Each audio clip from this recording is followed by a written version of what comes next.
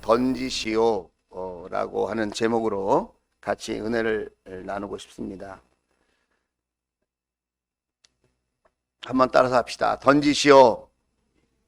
한 번만 더 해볼까요? 나를 던지시오. 시작. 나를 던지시오. 오늘 이런 제목으로 은혜를 함께 나누고 싶습니다.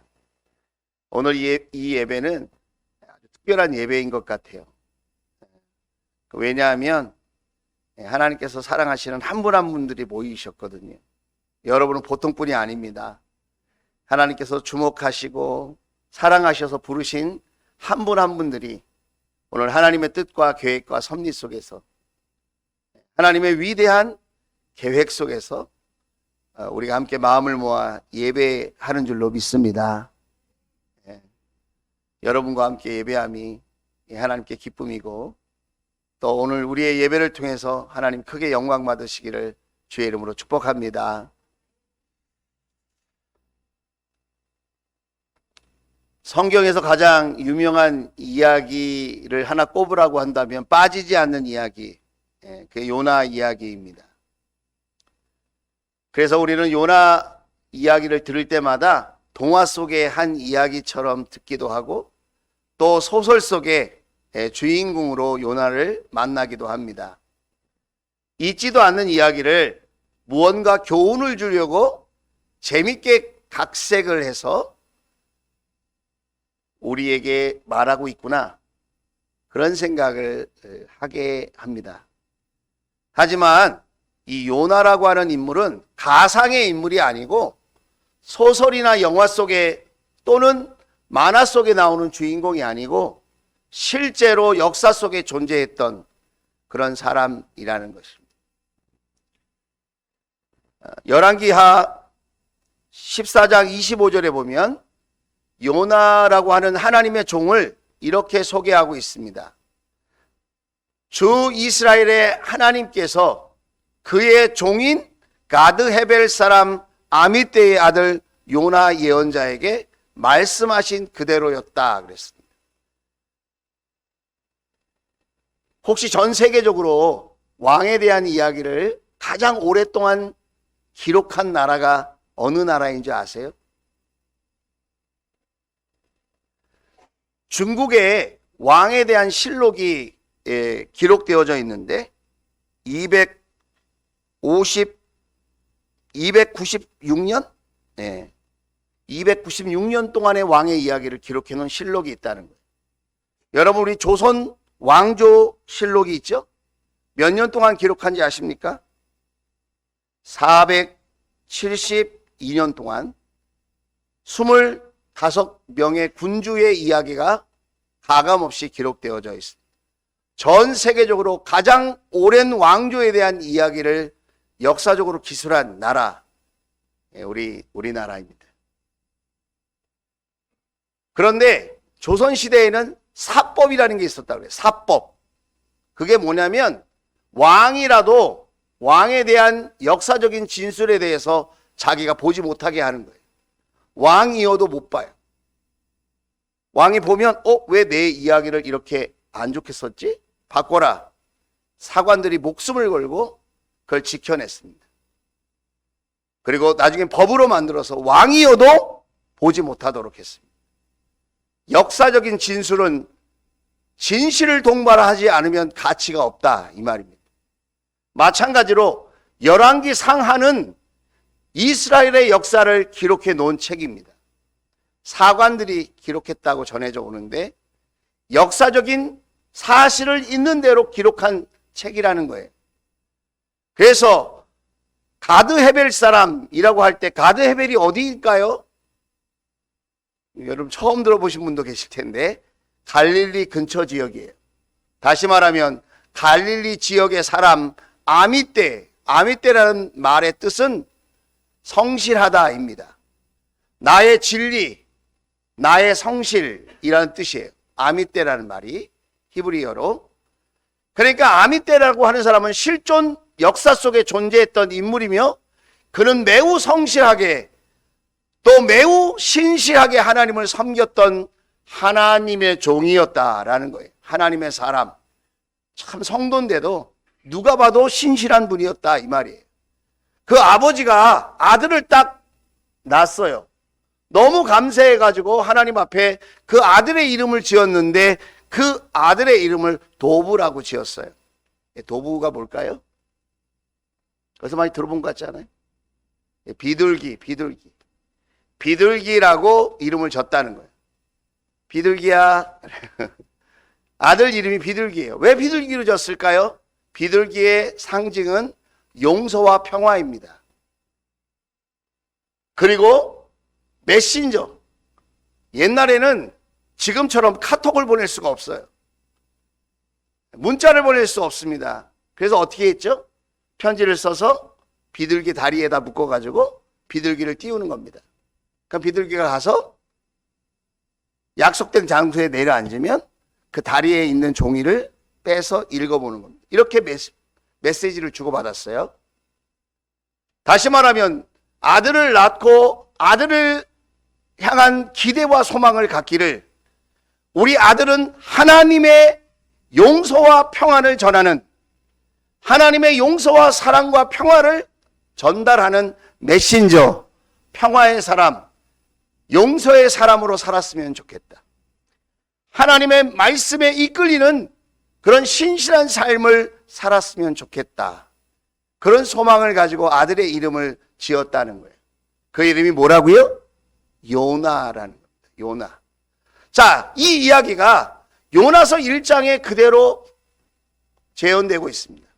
아버지의 바램대로, 아버지의 소원대로 그 요나는 믿음의 사람으로 성장했습니다. 그리고 그 요나는 어떤 사람이냐? 영적으로 성숙한 사람이었다는 거예요. 그래서 어떤 현상이 나타났습니까? 하나님의 음성을 듣는 거예요. 하나님의 영적인 음성을 듣는 사람, 그가 요나였다는 거예요. 요나는 이스라엘 역사상 북이스라엘의 가장 강대국이었던 여로보암 2세라고 하는 왕이 다스릴 때에 함께 활동했던 선지자였어요. 그때 유명한 선지자, 예언자들이 같이 활동했었는데 호세아, 아모스, 그리고 한 사람이 요나입니다. 다시 말하면 역사 속에 실제로 활동했던 사람이라는 거예요. 그런데 다른 선지자와 어떤 차이가 있느냐? 다른 선지자들은 하나님이 이렇게 말씀하셨어요 라고 하는 말을 기록해 놓았는데, 요나서는 요나의 삶을 기록해 놓았습니다. 요나가 어떤 사람이었는지 그것을 요나서에 기록해 놓았다는 거예요. 자, 요나가 하나님의 음성을 들었습니다. 여기 나오면 성읍이 나옵니다. 그 성읍 이름이 뭘까요? 니누에예요. 니누에. 니누에는 어떤 도시일까요? 이스라엘 민족을 가장 괴롭혔던 그 시대의 아시리아, 성경에는 아수르라고 하는 아주 난폭하고 무자비한 전쟁을 하는 공포스러운 나라예요. 우리가 생각할 때 마치 일제시대 때 일본과 같은 나라예요. 생각만 해도 치가 떨리는. 그 나라의 수도가 니누에예요.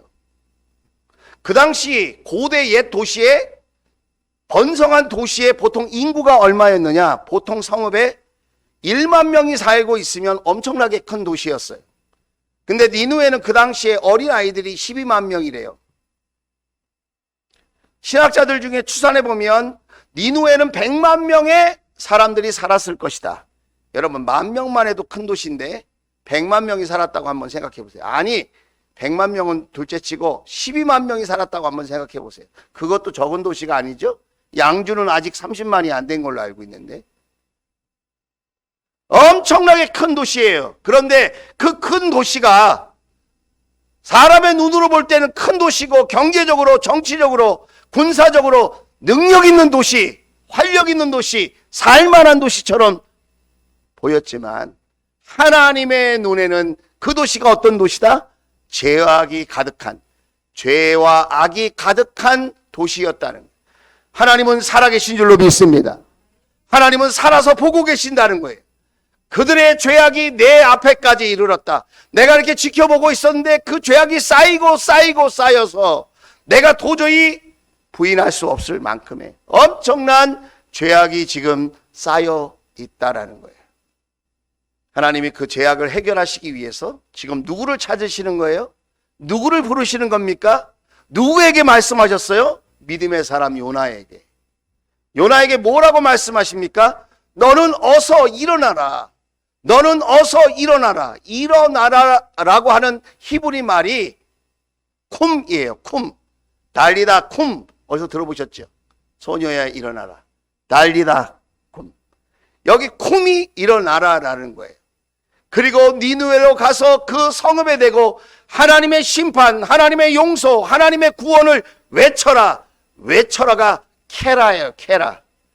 쿰 케라. 일어나서 전하라는 거예요. 일어나서 전하라. 여러분 이 말을 기억하세요. 제가 잠시 후에 또 할 겁니다. 이 말이 성경에 또 나옵니다. 하나님은 쿰 케라라고 말씀하셨습니다. 그런데 요나는 어떻게 반응했을까요? 3절에 안타깝게도 이런 단어로 시작합니다. 그러나. 왠지 불길하지 않아요? 하나님은 쿰 케라. 가서 전해라. 일어나서 가서 전해라. 나의 심판과 용서와 사랑과 회복을 전하라. 그렇게 말씀하셨지만 그러나 요나는 어떻게 했다고요? 하나님의 얼굴을 피하였다. 주님의 낯을 피하여. 주님의 낯을 피하여. 여러분 요나는 어떤 사람입니까? 믿음의 사람입니다. 영적으로 성숙한 사람입니다. 하나님의 음성을 들을 줄 아는 사람입니다. 그런데 그는 어떤 지금 삶의 모습으로 반응하고 있습니까? 하나님을 멀리하는 거예요. 하나님의 얼굴을 피하는 거예요. 여러분 요나는 왜 그랬을까요? 요나는 니느웨가 망하기를 바랬거든요. 마치 우리 한국 사람 중에 일본이 망하기를 바라는 사람이 있는 것처럼, 우리 한국 사람 중에 일본이 경제적으로 정치적으로 점점 어려워지기를 원하는 사람이 있는 것처럼 이 요나는 니느웨가 점점 어려워져서 이렇게 하나님께서 심판하시겠다고 말씀하실 때 용서받지 못하고 그냥 망해버렸으면 속 시원하겠다, 통쾌하겠다, 이런 생각을 했다는 거예요. 요나는 왜 그런 생각을 했을까요? 그 당시 아수르가 침공해 와서 사람들을 약탈해가고 납치해가고 농산물을 1년 동안 애써서 뼈 빠지게 수확을 해놓으면 그걸 싹 가져가는 거예요. 요나는 하나님이 어떤 분이신 줄 알았어요. 하나님은 어떤 분이시죠? 아무리 큰 죄라도 용서를 구하면 용서해 주시는 자비의 하나님. 아무리 큰 잘못을 저질렀어도 다시 기회를 주시는 하나님이신 것을 요나는 알고 있었어요. 그래서 자기가 순종하면, 자기가 하나님 말씀대로 반응하면 하나님께서 니느웨를 용서하실 것이 뻔한데, 그러면 요나가 생각하는 좋은 그림이 아니에요. 요나가 생각하는 좋은 그림은 뭐예요? 니느웨가 불바다가 되는 거예요. 니느웨가 완전히 망하는 거예요. 그래서 자기는 절대로 이것만은 순종할 수 없다. 그리고는 하나님의 얼굴을 피했어요. 하나님의 기지국이 없는 곳, 하나님과 연결이 안 되는 곳, 어디로 가면 그렇게 될까요? 그 당시에 땅끝이라고 생각했던 다시스, 오늘 성경에는 스페인이라고 이야기하고 있죠. 그 당시에 사람들은 지중해를 건너서 그 땅 끝에 지구의 끝이 있다고 생각했는데 그 나라가 스페인이었던 것 같아요. 그래서 이 지중해를 건넌다는 건 목숨을 거는 거예요. 자신의 모든 재산을 다 정리하고 생명을 걸고 가야 하는 거예요. 지금 스페인으로 도망가려고 길을 떠나 요바로 올라갔어요? 내려갔어요? 성경에 뭐라고 써 있습니까? 내려갔다, 내려갔다. 여러분 이 말도 기억하셔야 돼요. 내려갔다. 여러분은 지금 올라가고 있습니까? 내려가고 있습니까? 다운, 다운, 다운. 그럼 완전 다운됩니다. 우리는 올라가야 될 줄로 믿습니다. 지금 요나는 내려갑니다. 그런데 이게 웬일입니까? 마침 스페인으로 떠나는 배를 만나는 거예요. 이거를 옛날 어른들이 이런 말을 표현을 썼어요. 용서하고 들으세요. 아다리가 맞는다. 아싸, 아다리.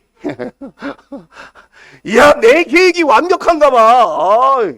하나님 얼굴 피해서 멀리 도망치려고 그러는데 이렇게 딱딱 맞을 수가 있나 그래. 야, 드디어 나도 살게 되었구나. 속 시원하다. 나는 이제 하나님 말씀 안 들어도 얼마든지 내 마음대로 살 수 있어. 예, 이렇게 도와주잖아, 세상이. 예, 여러분 진짜 도와주는 걸까요? 여러분 이야기를 아시면 여러분이 아마 예측하실 수 있을 거예요. 제가 여러분에게 질문을 한번 해보겠습니다. 하나님을 피하여 살 수 있을까요?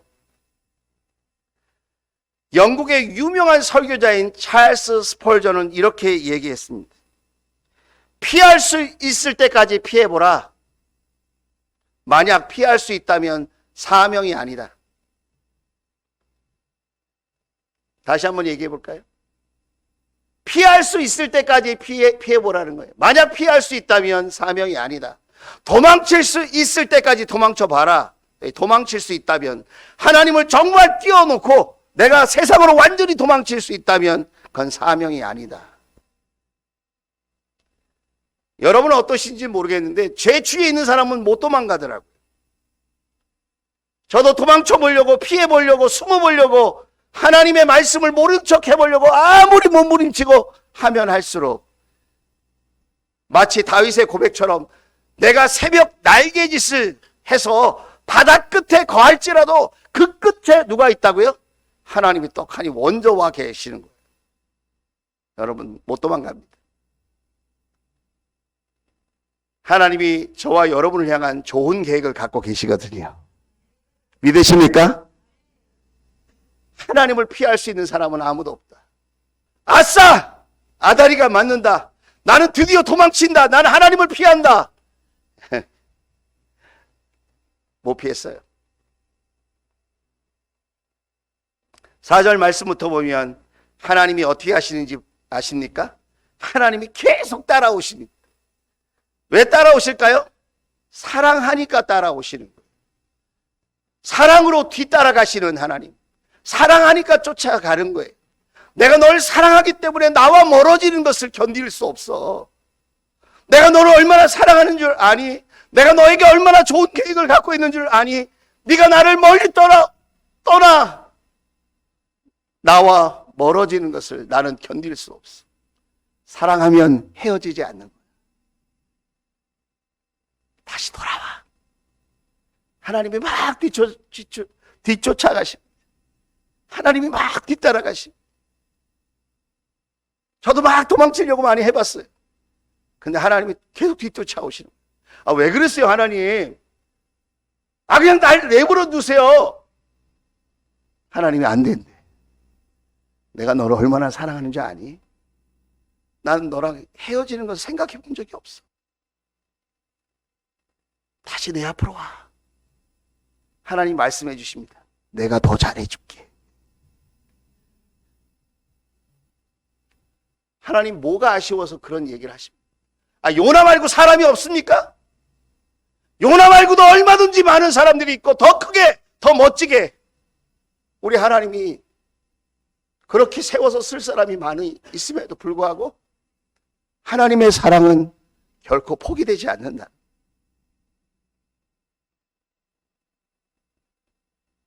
그래서 하나님이 준비해 놓으신 것이 있어요. 그게 뭐냐면 큰 바람을 준비해 놓으셨어요. 하나님이 이렇게 독특하게 사랑하십니다. 하나님이 너무 우리를 사랑하셔서 큰 바람을 딱 준비해 놓으시고 그거를 또 싹 보내주십니다. 할렐루야. 그 다음에 또 뭘 보내주십니까? 큰 바람을 준비해 놓으시고 그 다음에 태풍을 딱 준비해 놓으십니다. 하나님의 사랑의 방법을 여러분 머리로 이해하려고 하지 마세요. 하나님의 사랑은 우리의 사랑과 격이 달라요. 차원이 달라요. 하나님 매우 바쁘십니다. 뒤쫓아 가시면서 멀어지지 말자. 우리 다시 같이 사랑하자. 나는 네가 필요해. 너 없이는 못 살아. 하나님이 막 이렇게 뒤쫓아오시면서 도망치는 요나의 그 배를 우리 하나님께서 관리하십니다. 관리. 큰 바람을 보내주시고 태풍을 보내주셔서 배가 거의 부서지게 되었다는 거예요. 여러분 성경에 보면 배와 관련된 이야기가 꽤 있는데 저는 이 말씀을 준비하는데 사도행전 27장 말씀이 생각났어요. 사도 바울이 로마로 이제 끌려가는 건데 그때도 지중해를 건너갑니다. 근데 유라굴로라고 하는 광풍을 만나죠. 그때 하나님께서는 276명인가 하는 사람이 배에 타고 있었는데 바울 때문에 그 276명을 다 살려주십니다. 그런데 여러분 이 장면을 보면 요나 때문에 이 배에 있는 사람은 다 죽게 생겼어요. 자, 5절 말씀. 뱃사람들이 두려움에 막 사로잡혔어요. 난리가 났습니다, 지금. 지중해를 건너는 사람들은 보통 재산을 다 정리한다고 그랬잖아요. 목숨 걸고 간다고 그랬잖아요.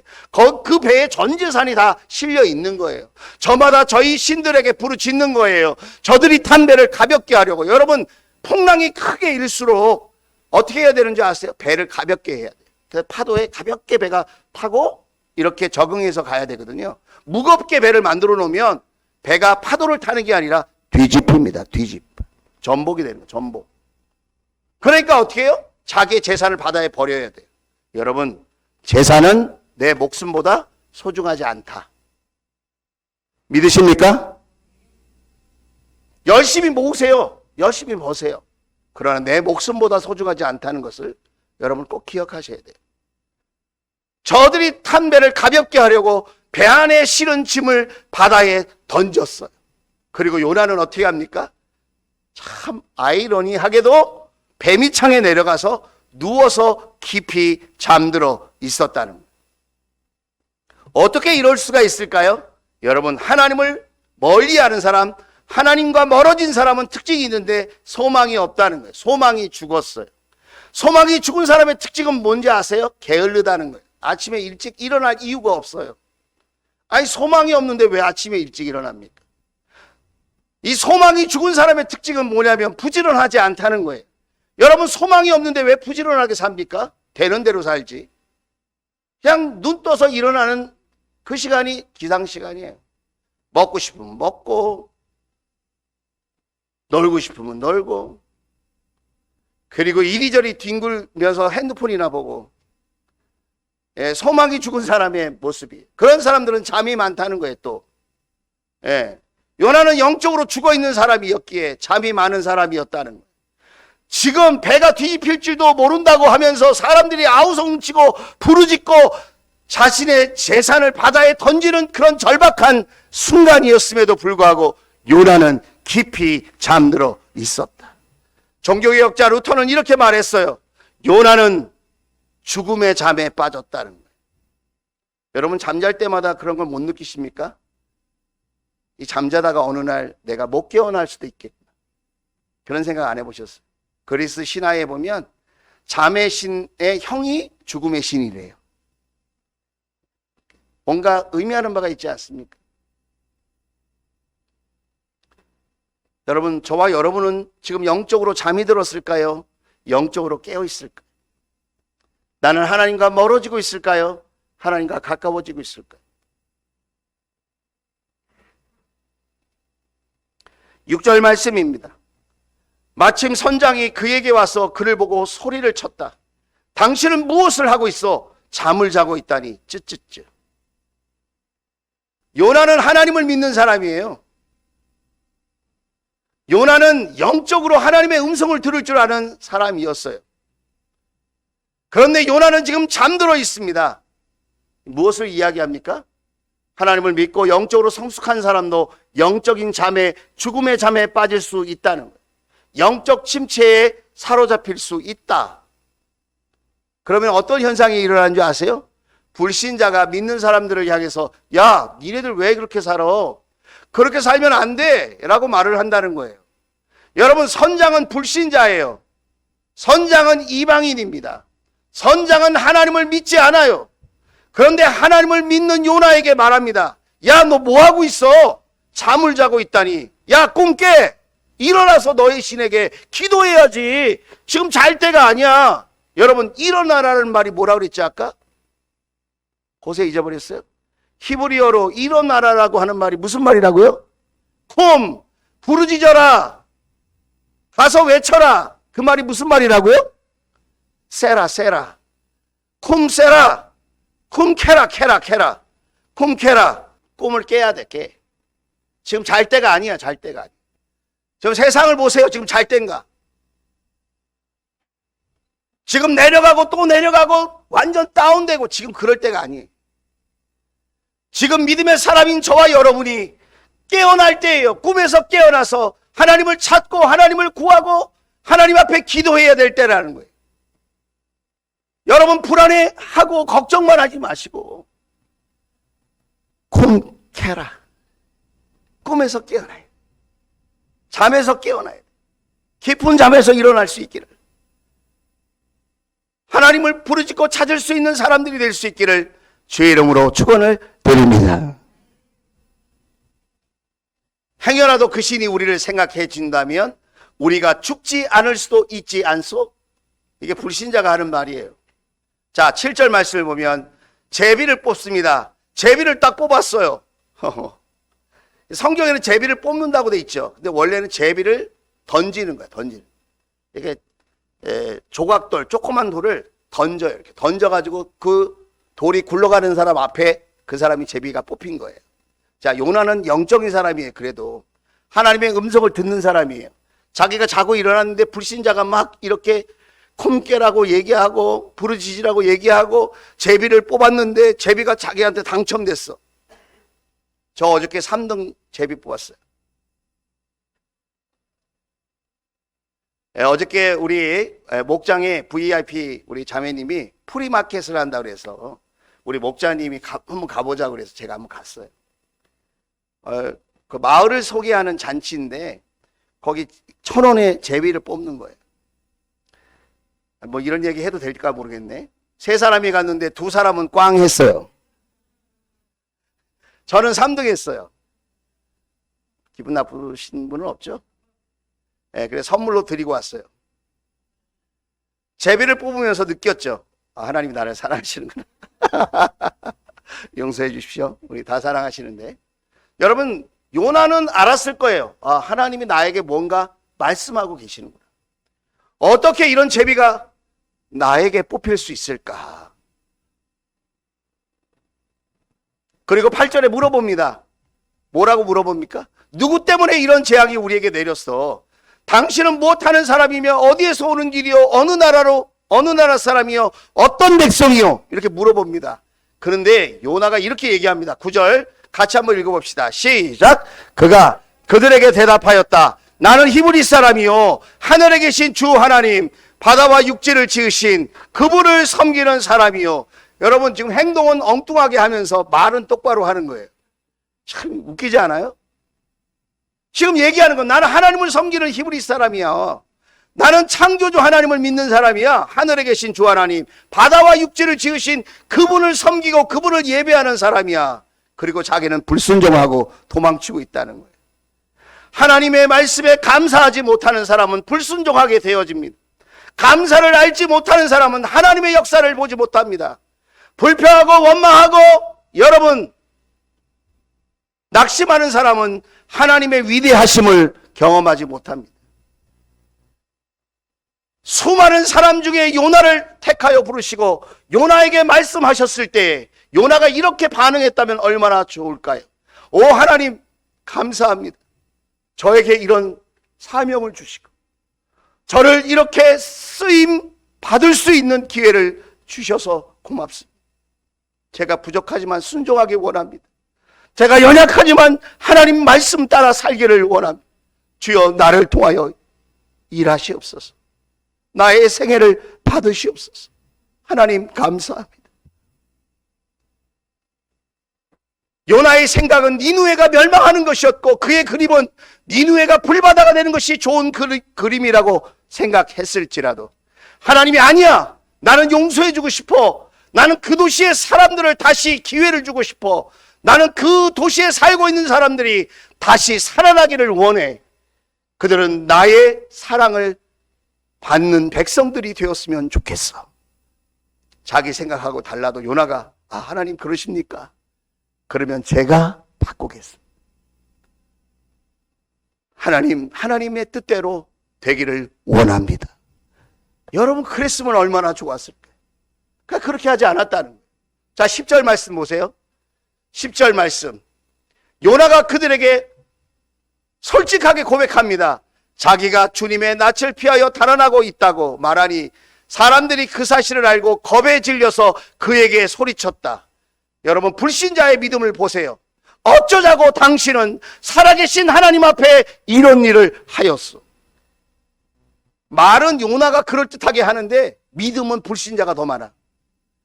이 배에 타고 있는 이방인들, 불신자들, 하나님의 말씀을 전혀 알지 못하는 그 선원들이 겁에 질려서 소리치는 겁니다. 어쩌자고 당신은 하나님을 믿으면서 이 땅으로 살고 있어.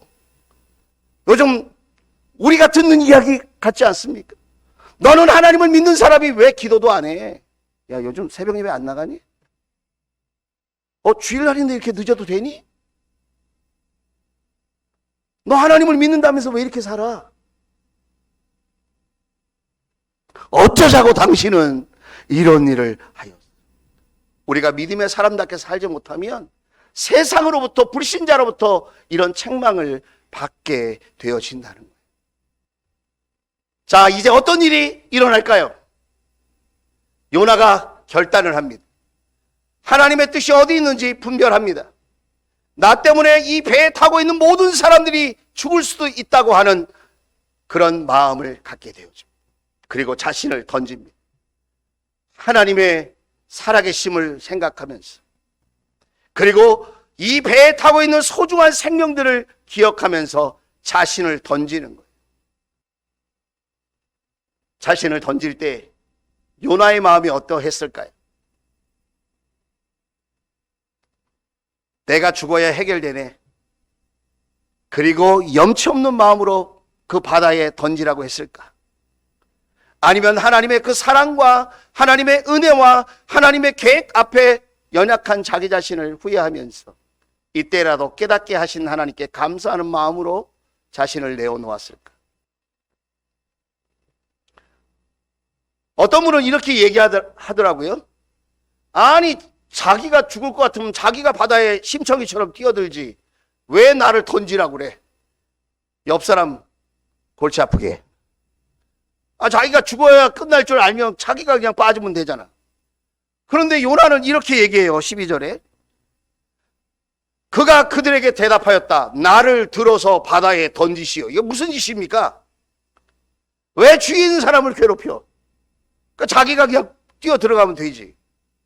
그러면 당신들 앞에 저 바다가 잔잔해질 것이요. 요나가 그래도 영적인 사람이라 분별을 하는 거예요. 지금 나 때문에 이 태풍이 당신에게 닥쳤다는 것을 나도 알 수 있어. 그런데 여러분, 선원들이 어떻게 했을까요? 그래요. 당신은 죽어야 될 것 같아요. 하나님 말씀 불순종했으니까 불순종한 것들은 싹 다 죽어야 돼. 그리고 확 던졌을까요? 아니에요. 13절 보면 이렇게 얘기합니다.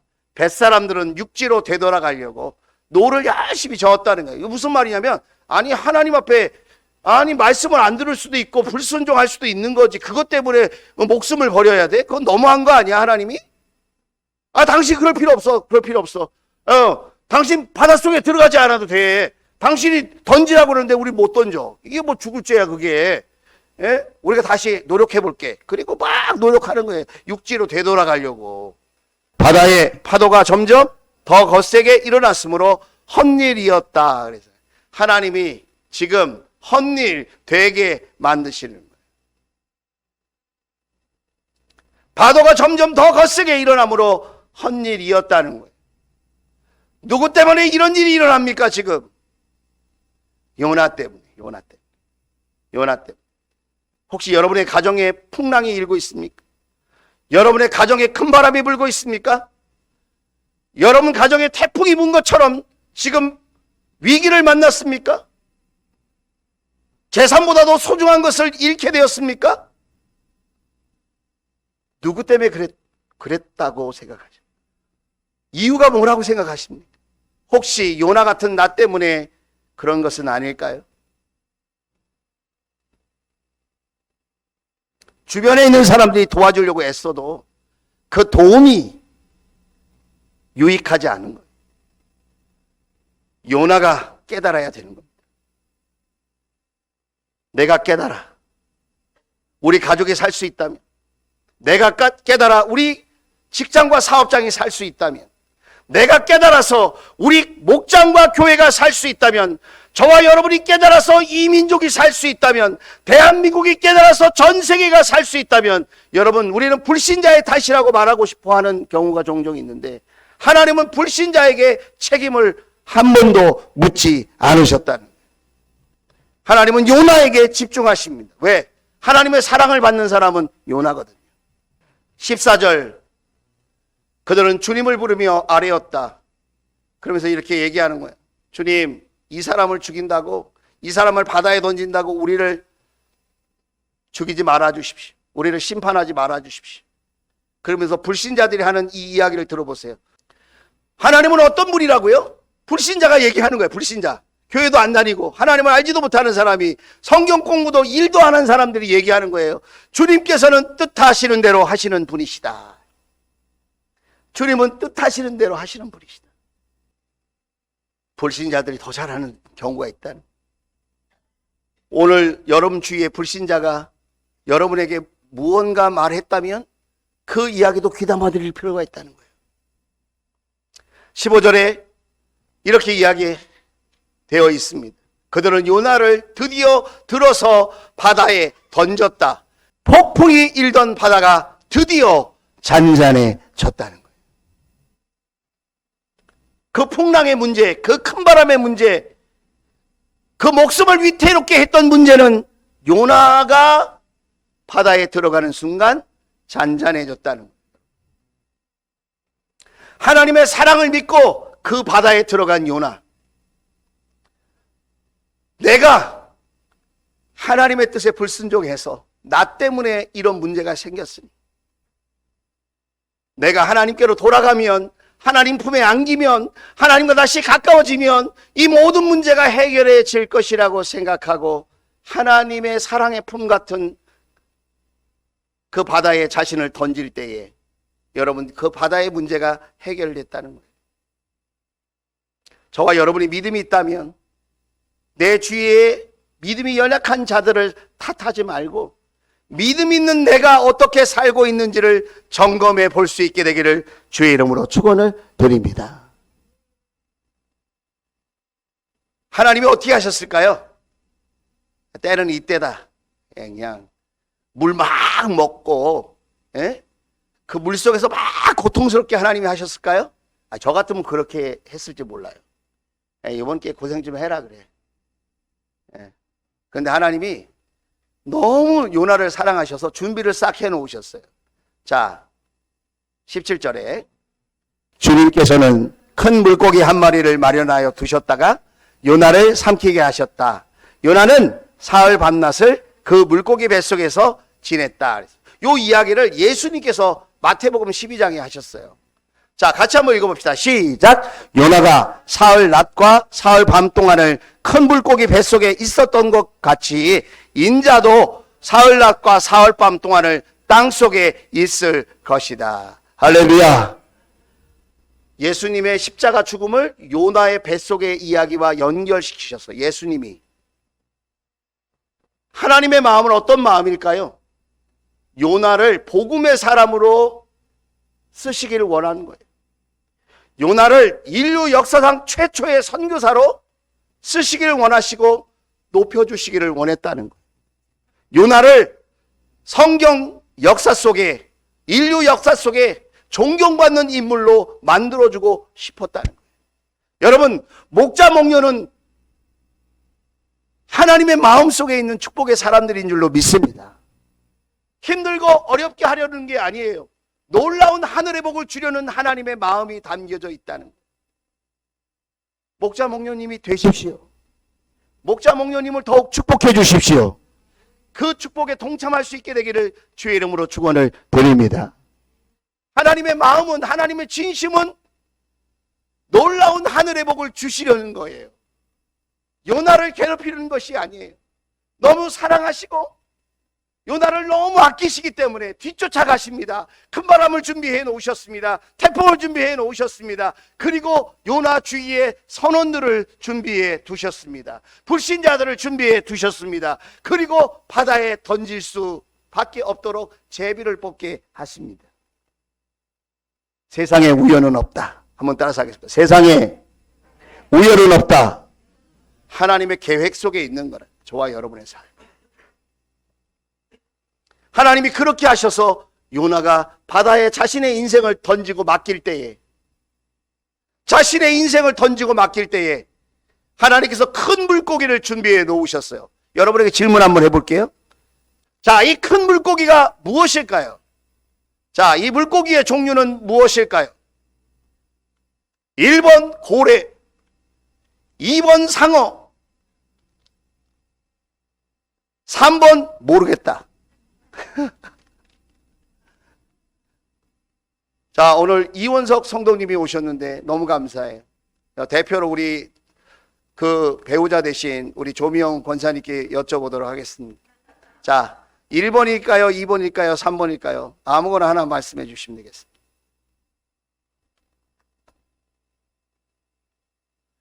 아니, 1, 2, 3 중에 한 번 그냥 찍으시면 돼요. 자, 우리 권사님 때문에 설교가 안 끝나고 있습니다, 지금. 예? 고래! 예. 여러분, 고래는 안타깝게도 사람을 생킬 수 있는 그런 구조가 아니랍니다. 그냥 우리가 주일학교에서 이렇게 고래에 대한 이야기만 있잖아요. 그리고 지중해는 고래가 안 산대, 결정적으로. 예. 그건 이제 사람들이, 학자들이 하는 말이고, 그래서 학자들이 이야기하는 견해는 백상어일 가능성이 많다. 이 상어가 11m 정도가 된대요. 예. 그런데 이건 사람들이 하는 얘기고 하나님이 하시면 못할 게 어디 있겠어요. 자, 얼마 전에 인터넷 기사가 떠올랐어요. 미국에 진짜 바닷가에 있다가 실제로 고기한테 물린 사람이 있어요. 물린 사람. 그래서 고래 뱃속에 들어간 거예요. 그 고래는 포유류잖아요. 숨 쉴 수 있는 기능이 돼 있대요, 고래가. 그런데 그 고래 뱃속에 얼마 동안 있었는지 아십니까? 그 고래 뱃속에 진짜 들어갔다가 살아서 나왔는데 뼈가 부러진 것도 아니고 그냥 멀쩡하게 병원에 입원했다가 그날 퇴원했대요. 그런데 그 고래 뱃속에 얼마 동안 있었느냐? 30초 동안 있었다는. 사람이 큰 물고기 속에 들어갔다는 것은 허구의 이야기가 아니고 가능성이 있는 이야기라는 거예요. 하나님이 하시면 못할 일이 없다. 할렐루야. 하나님은 요나를 사랑하셔서 물속에서 고통 덜 받게 하시려 큰 물고기를 준비 딱 해놓으셨다가, 야, 내 아들 간다. 내 아들 받아줘라. 내 아들이 지금 깨달았다. 내 아들이 지금 하나님께 감사한다. 내 아들이 다시 하나님 품으로 돌아온다고 한다. 큰 물고기야, 네가 받아줘라. 그의 생명을 지켜라. 여러분, 우리는 그렇게 생각할지 몰라요. 나만 재수 없어서 이런 어려움을 당하고 나만 억울하게 이런 불행한 일을 당한다고 생각할지 모르겠어요. 그러나 여러분 그거 아십니까? 그것이 다시 돌아오라고 하는 하나님의 놀라운 선물일 수 있다. 나의 품으로 돌아와라.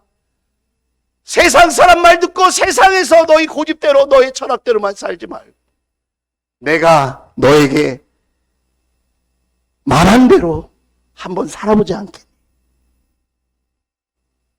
우리는 하나님을 생각할 때 나만의 하나님이라고 생각해요. 나만의 하나님. 다른 사람의 하나님이라고 생각하지 않아요. 이스라엘 백성들 요나는 하나님은 우리나라만의 하나님, 이스라엘만을 위한 하나님, 나를 위한 하나님이라고 생각했을지 모르겠어요. 니느웨의 하나님, 열방을 사랑하시는 하나님, 이웃들을 사랑하시는 하나님이라고 생각하지 못했다는 거예요. 오늘 저는 여러분에게 도전하고 싶습니다. 여러분 주위에 예수님이 필요한 사람이 없을까요? 여러분 주위에 함께 천국 가야 될 사람들은 없을까요? 세상적으로 잘 사는 게 문제가 아닙니다, 여러분. 삶의 풍랑은 누구에게나 있는 거예요. 하나님께서 기회를 주시는 거예요. 다시 나의 품으로 돌아와라. 내가 너를 향한 놀라운 계획을 갖고 있다. 내가 너를 복음의 큰 일꾼으로 축복할 거야. 내가 너를 복음의 사랑꾼으로 사용할 거야. 내가 너를 통해서 삶을 변화시키고 가정을 회복시키며 너를 통하여 하나님의 교회가 세워지는 일들을 할 거야.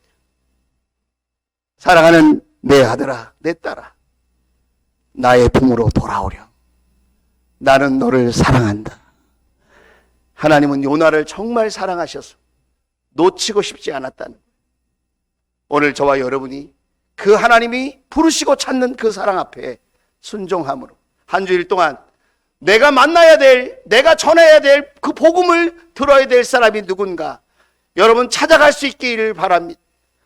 여러분이 힘들고 어려워도 요즘 우리 목장에 붐이 불었어요. VIP를 놓고 기도하는 거예요. VIP를 만나려고 하는 거예요. 예수님의 복음이, 예수님의 사랑이 필요한 사람들을 찾아가는 거예요. 그 사람들과 함께 시간을 보내고 음식을 먹고 교제를 하고 그 사람들을 추수감사절이 되기 전 그들을 하나님 품으로 초대하고 싶은 겁니다. 저와 여러분이 함께 기도하는 가운데 아름다운 하나님의 복음의 축복이 있게 되기를 주의 이름으로 축원을 드립니다. 우리 한 주간 동안 하나님의 사랑을 생각하면서 승리하는 삶이 될 수 있기를 주의 이름으로 축원을 드립니다.